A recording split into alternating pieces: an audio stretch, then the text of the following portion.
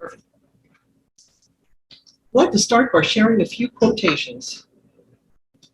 I am an American, free-born and free-bred, where I acknowledge no man as my superior, except for his own worth, or as my inferior, except for his own demerit.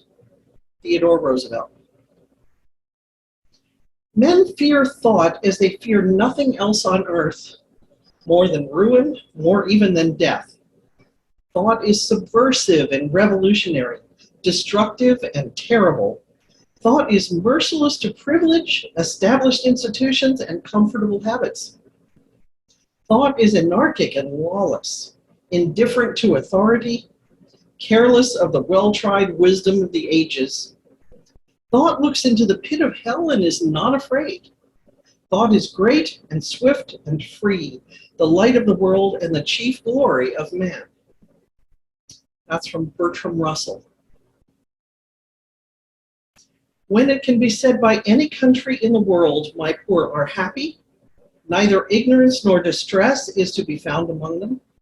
My jails are empty of prisoners, my streets of beggars, the aged are not in want, the taxes are not oppressive. The rational world is my friend, because I am the friend of happiness.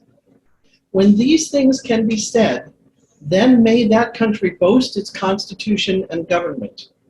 Independence is my happiness, the world is my country, and my religion is to do good. That's from Thomas Paine in The Rights of Man. We need to help people to discover the true meaning of love. Love is generally confused with dependence. Those of us who have grown in true love know that we can only love in proportion to our capacity for independence. And that's from Fred Rogers. Man was a genius. Let us pray. Father, Mother God, we are grateful to be living in a place and time with so much potential. We are grateful to be in a country with more freedoms than most. And we are grateful for your constant and loving presence in our lives. We give you praise by repeating the prayer that our brother Jesus taught. Our Father, which art in heaven, hallowed be thy name.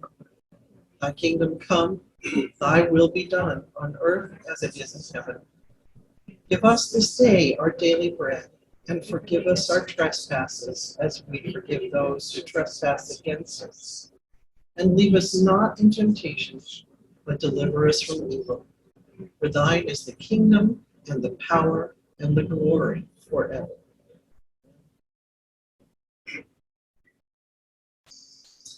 May you live in interesting times is an English expression that is claimed to be a translation of a traditional Chinese curse.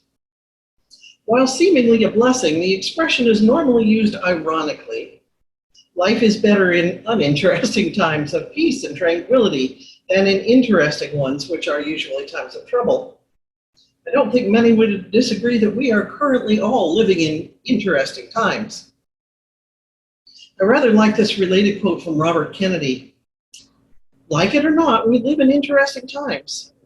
They are times of danger and uncertainty, but they are also more open to the creative energy of men than at any other time in history. And everyone here will ultimately judge himself on the effort he has contributed to building a new world society, and the extent to which his ideals and goals have shaped that effort. Whatever words we may choose to describe the times we're living in, I suspect most of us here would like to change at least some aspects of the world we see around us. Not only that, I suspect most of us here are actually actively working to change at least some aspects of the world that we see around us. Whether that action is physically working, volunteering, petitioning, etc., or mentally, spiritually working to change the vibration of the world, as we do by reciting the intention before the service. I believe most of us here are consciously working to make some changes. How many of you are familiar with the law of attraction? That's what I thought. I know we all talk about it fairly often here, either from the pulpit or just part of our conversations. It's an important thing to understand, but I found this wonderful piece by Neale Donald Walsch, who is the author of Conversations with God, that many of you are probably also familiar with. And if you're not familiar, I would highly recommend it. Right now, I believe there's a series of 3 books. They're fantastic. And this piece spoke to me very powerfully, and I've been strongly guided to share it with you all in hopes it's helpful to you as well. The piece is a bit long, but it is worth every second, I promise. It reads, a few days ago, a member of our Conversations with God Connect community named Kate posted a question that I felt deserved a far more detailed answer than I would choose to put in a simple response box below her entry. I wanted everyone to see this exchange, so I placed it here. Dear Neale, this is a question that has long confused me. For many years, I've always believed I am the creator of my life, creating it through my thoughts, feelings, words, and actions, both consciously and unconsciously. This means that I believe strongly in taking responsibility for every single experience that occurs in my life.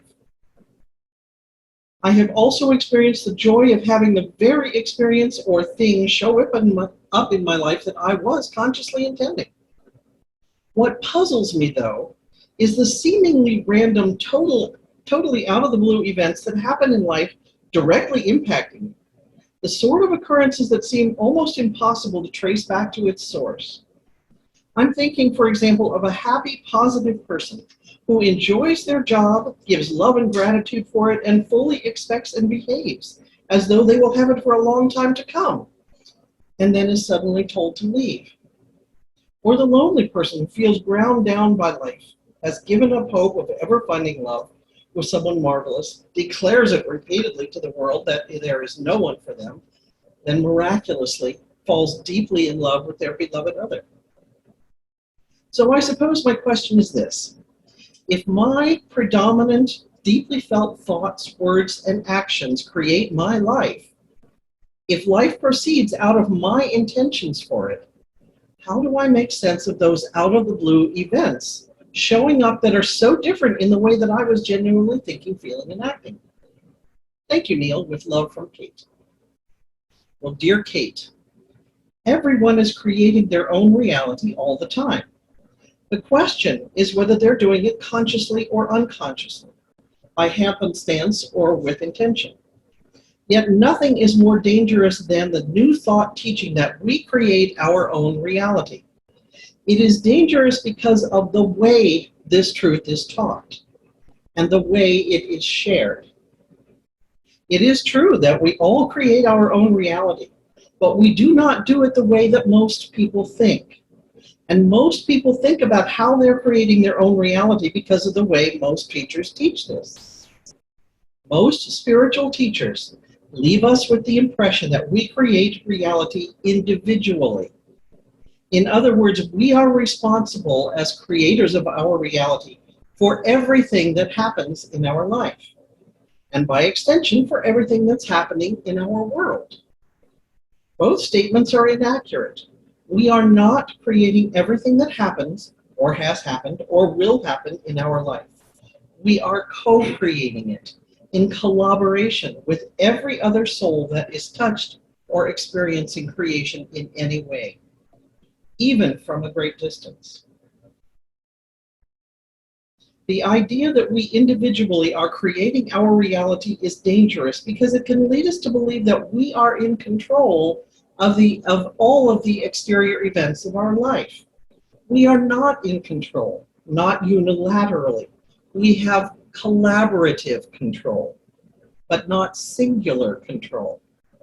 The exterior events of physical life are being co-jointly created by the lot of us. It is the interior experience of those events that are created individually. And that is what is meant by the teaching, you are creating your own reality. This is a great relief for many people in the so-called New Age movement who've been carrying on their shoulders the weight of responsibility for everything that is going on in their lives. The loss of that job, the end of that relationship, the illness that befell them, even their Uncle Joe tripping and breaking his ankle. Because of the dangerous, incomplete, and irresponsible way that the truth, you create your own reality, has been passed on, some people actually fall what I call into new thought depression or new age anxiety, asking themselves, why would I create that when something bad happens to them or someone they love? The truth is they are not creating it in the way they have come to understand these words. They are not personally responsible for the outcome. They did not singularly cause the event to occur, the circumstance to arise, the accident to happen, or the situation to exist. All exterior creation is collaborative. It is your interior experience of the exterior conditions, circumstances, and events of your life that you create unilaterally, specifically, and personally. That is how you experience individually the outcomes that you produce collaboratively that creates your reality. And if you are deeply involved in that process, you will deeply affect the reality in which you find yourself at any given moment. This is explained in considerable detail in the book, When Everything Changes, Change Everything. And it's touched on again in The Storm Before the Calm. Says that second book, there is no such thing as reality. There is only the reality that you create by the way you are looking at something. You are creating your reality through the use of perspective. And says that first book, the individual reality that you do create will depend on whether you embrace the perspective of the mind or the perspective of the soul. The Storm Before the Calm summarizes this whole topic of reality creation by narrowing it down to a single and relatively simple, though supremely important question: who am I? Here's how the book puts it. Sooner or later in our lives, we have to make a major decision about who we are. Are we the physical manifestation of a biological incident, or are we something greater than a mere mammal? As I observe it, you have a couple of choices when it comes to how you think of yourself.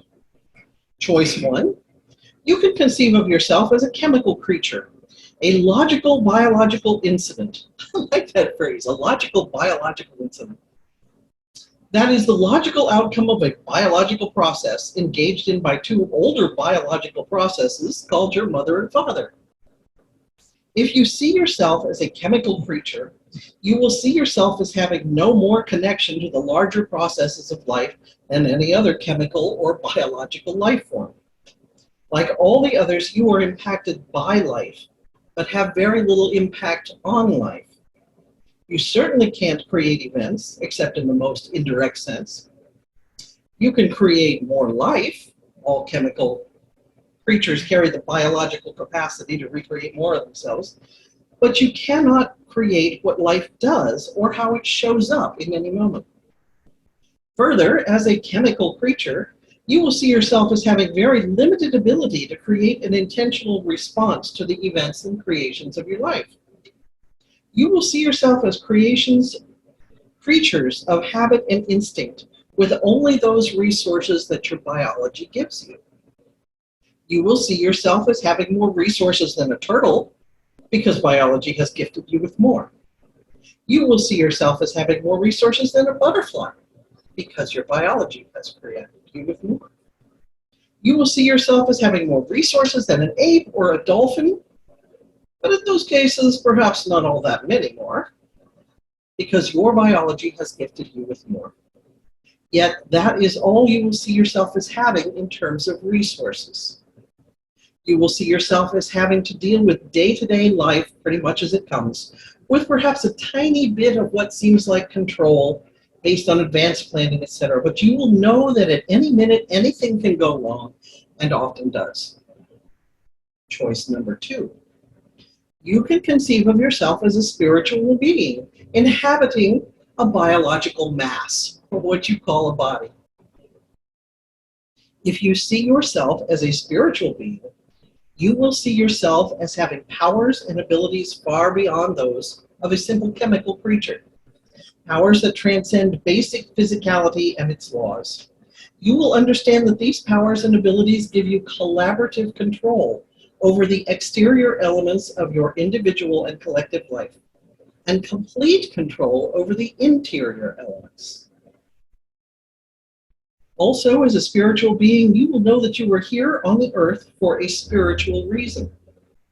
This is a highly focused purpose and has little to do directly with your occupation or career, your income, positions, or any of the exterior conditions or circumstances of your life. You will know that your purpose has to do with your interior life. Yet how well you do in achieving that spiritual purpose may very often have an effect on your exterior physical life.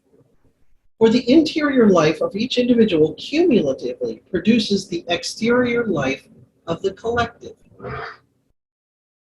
That is, those people around you and those people who are around those people who are around those people who are around you.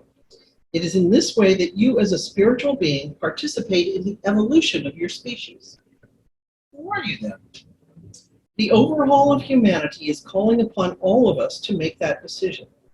Now is the moment of our choice. Who do we choose to be? How do we choose to live?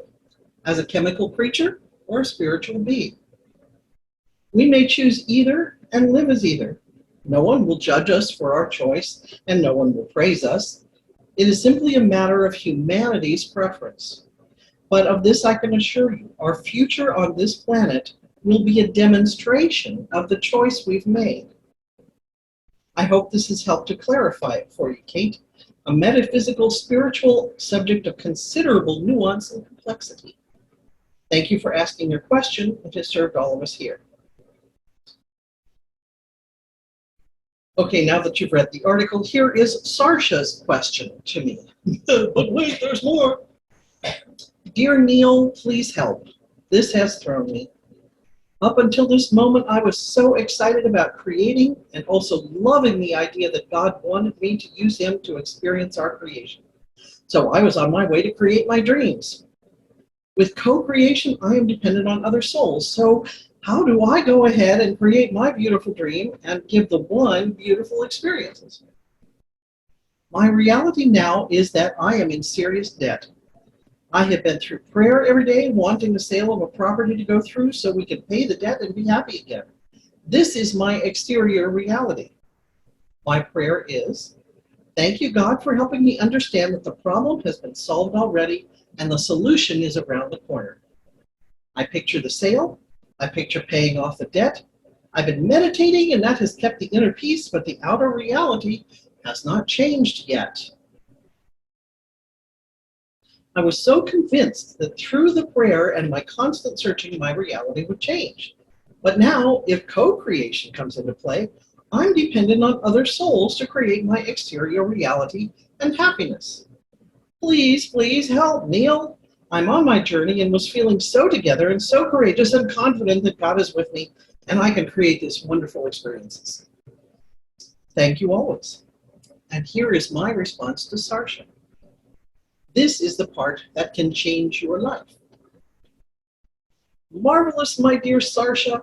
This is an absolutely marvelous share here. Thank you for your vulnerability, your total honesty, and your utter transparency. You've spoken for all of us here. Every single one of us has had this same question. Every single one of us wants to know how life works and how the process of personal creation functions. Okay, here's the deal. First of all, you can't possibly be responsible individually for everything that is being created in your reality. Or it stands to reason that you would be responsible for the current volatile situation on the ground in Iraq or Gaza. I know a man who lost his job last week because the small family-owned company he worked for in his town went under. Was he responsible for this? Did he create this family's bankruptcy? Some people say, well, what I create is what affects me. And what others create is what affects them. But this raises the question, where does one end and the other begin? For that matter, where do you end and where does another begin? Are we not all one? If we are all one, how far outside of yourself does your power of personal creation extend? And where does it end? When you create your own reality, does your creative power end at the tips of your fingers? Does it extend beyond your physical being into the world around you? Does it extend into your immediate physical environment or out into the larger world in which you live? How can you sell your property, if that's your intent, without involving someone else? Do you not see that, of course, all creation is collaborative? It has to be, given who and what we are. A single divine being manifested through countless individuations. Does this mean that you are suddenly incapable of manifesting anything at all without being, as you put it, dependent on other souls to create my exterior reality of happiness? Yes. Does this take the power of creation out of your hands? No. All it does is make the power of personal creation a unified action rather than an individual action. Is the quarterback of a highly successful football team powerless to create scoring a touchdown merely because he needs 10 other players to help him do it? Highest paid quarterbacks in the NFL would be nowhere and nowhere without their teammates. Can the most powerful person in America, arguably the President of the United States, do anything he wants without the cooperation of others? No. Anyone watching U.S. politics right now can see this is impossible. Somebody hasn't been up to date. Can one of the most reverend and respected spiritual leaders in the world, the Pope, get his way on everything he desires for the Church without the assent of the College of Cardinals? No. Does this mean that a highly successful and powerful quarterback, president, or pope cannot create any reality they desire? No. It merely means that to do so, they need to use their creative energies collaboratively, and conjointly. You wouldn't want a person to come and buy your property against their will, would you? Of course not. This means then that you must want to sell, and someone else would have to have the desire to buy. So of course you are dependent on other souls to get your property sold. Did you think you were going to sell it to yourself? Well, actually you are, given the highest and grandest metaphysical definition of who you are. Want a nifty prayer? Try this. Thank you, God, for helping me to understand that this problem has already been solved for me. Thank you for sending me someone who is looking for a property just like mine right now. Thank you for allowing me to be the solution to someone else's problem, the way out of someone else's dilemma, and the answer to someone else's prayer. Here is something else that's extraordinarily important for everyone to see. Every single problem you could ever imagine is nothing more than an opportunity for someone else to do something that could solve it. It doesn't matter whether it's medical, financial, emotional, or physical. Every single dilemma we find ourselves in is nothing more than an opportunity waiting for some other aspect of divinity to demonstrate and experience itself. In this, you demonstrate and experience yourself as well.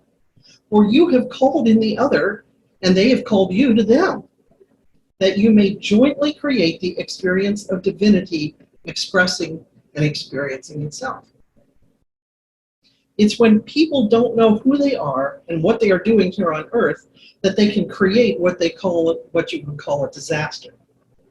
Yet even what humans call disaster is simply another step in the evolutionary process called life itself, leading every single soul to the grandest experience of who they are. I promise you, Sarsha, that you shall be here 1 year from today. Unless you're not, in which case none of this will matter. No, really, think about this. That was not meant as a wisecrack. Really think about that. The question is not, will I still be here 1 year from today? The question is, if I am, what shall be the quality of my experience? And how can I create my experience at the highest level for my own happiness and the happiness of others? The answer is to turn that equation around. Seek first to create the experience of the highest happiness for all those whose life you touch, regardless of any personal circumstance. And the highest experience of happiness will be yours as well. For what you give to others, you give to yourself. And what you fail to give to others, you cannot receive in your own experience. For the simple reason that there's only one of us in the room. That is, we are all one. Now, do you want your property to sell because you desperately need the money? Don't want that. You're merely affirming your own desperation, and what you affirm affirms you. Rather, choose to sell your property because it will be the perfect gift, the perfect outcome, the perfect solution for someone else. Remember this always. Give your problem to someone else as their solution, as their opportunity for their expression of divinity, and you will understand the miracle of life. This is the power of personal collaborative creation. So I'm sorry that was a little long, but I absolutely loved that.